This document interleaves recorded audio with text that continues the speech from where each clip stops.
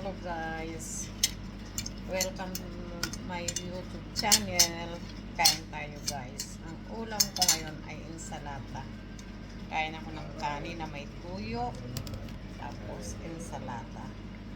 Next, ensalada. Ano na dito? Alas 2 na ng madaling araw. Kahit pa naman kasi kami na medyo busy. Pero nakapagkapi naman ako kami nakapigatas.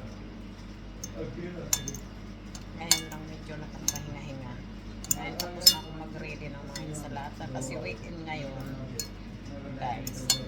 Kaya handa na ako ng maraming ensalada sa lalagyan. Ano na ako. Talya.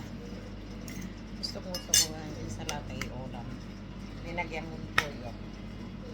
Citrioli, pomodoro at sipula. Yan, sipula, pomodoro, citrioli.